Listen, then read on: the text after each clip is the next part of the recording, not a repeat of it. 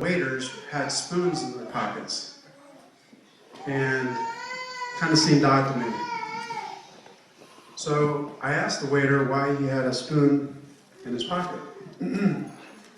And he told me about PERSM Consulting and how they were able to determine that they could save 15 man hours if they carried a spoon in their pocket because it's the most dropped utensil.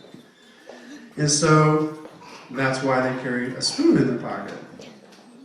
As luck would have it, I dropped my spoon, of course, and he had a spoon. So later, I was noticing that these waiters had pieces of string hanging out of their pants. And I thought it was weird and curious, and so, again, I asked the waiter, what's going on with the string hanging out of your pants?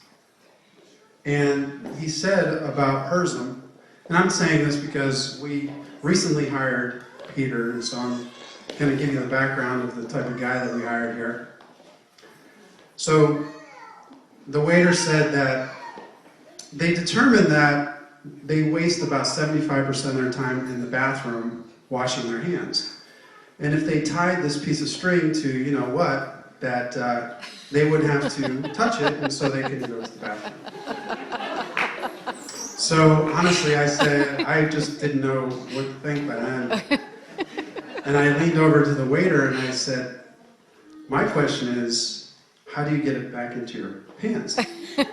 And he looked at me and leaned down and he said, I don't know about the other guys, but I used a spoon. That's when we hired Peter on the spot. A man ahead of his time. Wasn't sure if I was going to do that joke this year, but I figured it probably flew over a lot of kids' heads anyway. So this year we also accomplished quite a lot. We were recognized for a lot of stuff that I think we did in 2010, ironically. Manufacturer of the Year finalist.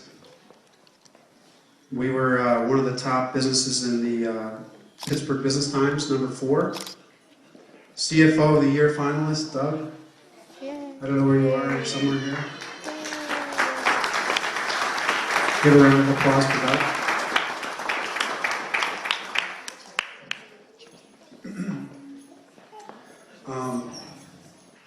And we were voted the number 12 best place in Pittsburgh to work.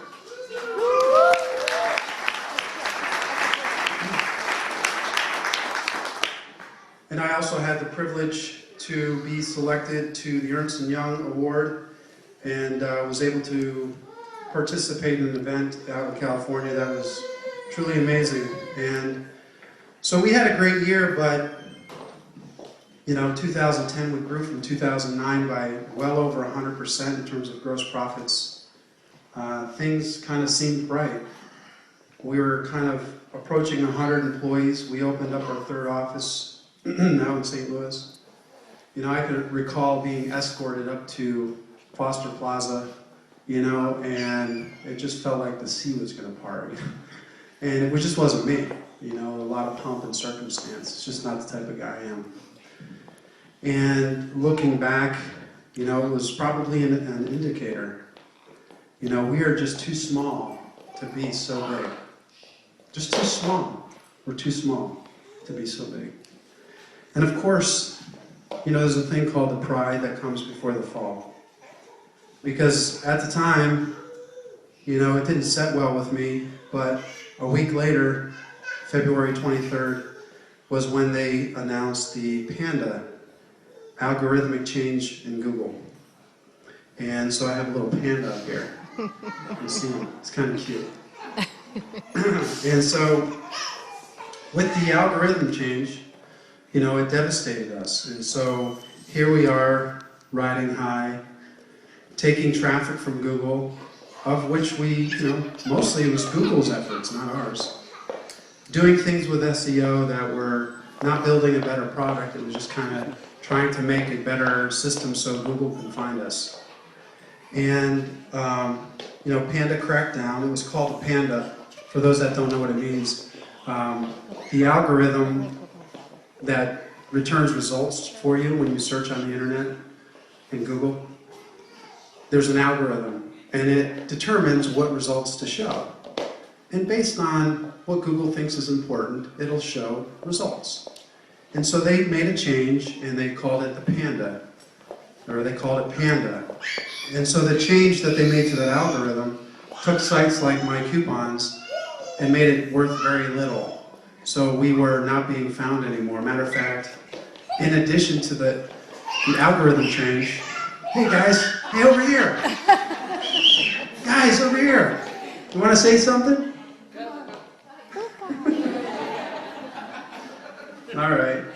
So with the algorithm change and some of the things we were doing in SEO, looking back, we weren't really building a better product. And so, we paid for it. And we went from My Coupons generating in January $600,000 to September it slid to $96,000. And we lost about $2 million. And we lost even worse and more difficult to take was the loss of 20 employees because of that. And it was tough. So looking back, and while I was reflecting on all this, I started to just be curious because I'm the type of person that believes that everything has a meaning. So I started to search and learn about what Panda was. What is Panda? And I know it sounds silly, but I started to look into what the actual panda bear was. I did. And I found out that the panda bears, the giant panda, has been called the Mo. In Morse, we call him Mo. And it's an ancient character in Chinese that they used to call the panda. So I thought that was pretty interesting, that here's something that I'm very upset about, and it has the same nickname as my son. So then I looked at this cute little stuffed animal, and I thought, how could I be upset? And I started to read more. And I discovered that the panda, has been almost extinct. With some of the things that have gone on with development in China, the panda has been shrunk down to the point where it's an endangered species. And there's actually only 239 pandas living in captivity and about 1,500 worldwide. So, 239, which is a little bit more than the amount of people in this room, are living in captivity, only 1,500 in the entire world. So they're endangered, but the word Hello, this is your father. Be quiet.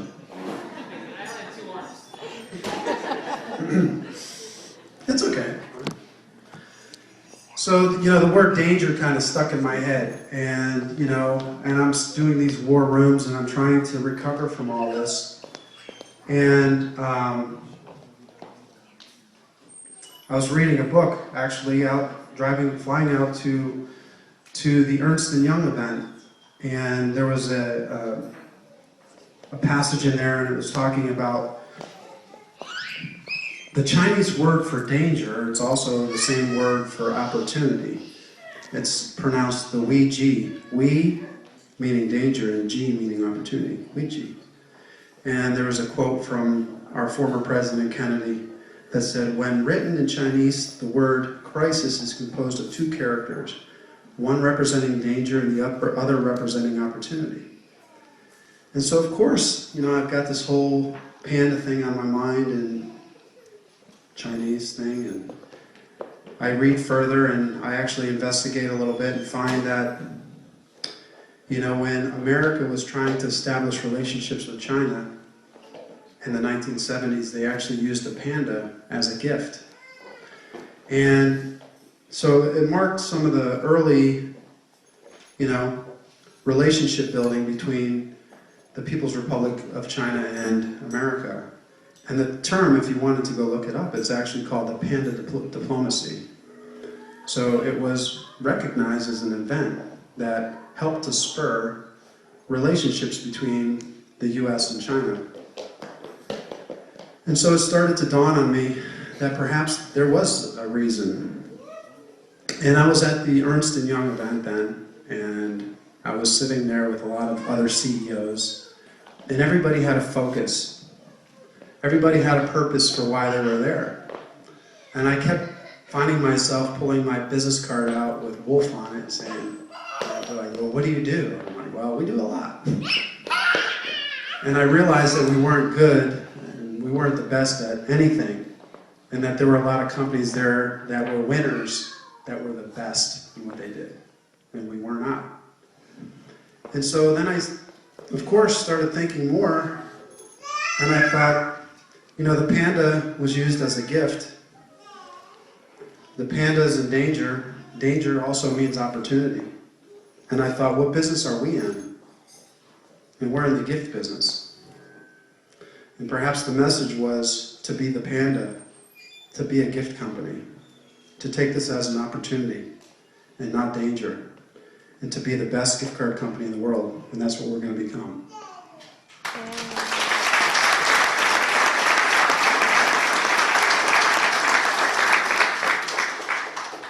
So really, I want to thank the panda. Thank you.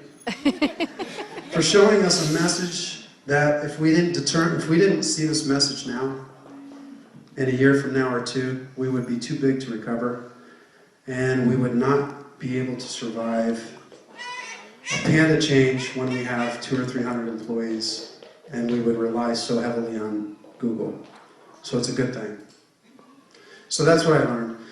One thing I also, since we were talking about Peter earlier, asked my executives to give me some input on some things to talk about tonight. And so Peter said this. I have to try to read it. You know, he has an Italian accent, so even his words I don't really understand, but I'll do my best. The only thing that I can think of adding is how the company has was not only resilient enough to withstand a significant negative event, but how even with that event, and even in this incredible world economical situation, we are profitable and have grown according to most indicators. As a latecomer to your organization and as an entrepreneur, this is one of the things that I value most about Wolfe. It is a sound, healthy company. It's capable to withstand adversity, and it keeps improving, even in terrible times. So that's kind of who we are. We're going to be the best gift card company in the world, and I want to thank all of you guys for being here. And again, like the families letting their spouses and significant others travel to be here, I know that it's taxing, and I appreciate that. I appreciate you all being part of the Wolfe family. And I'd like to take a moment right now of silence to pray or to reflect on our blessings this year and for a continued successful 2010. So join me in a moment of silence.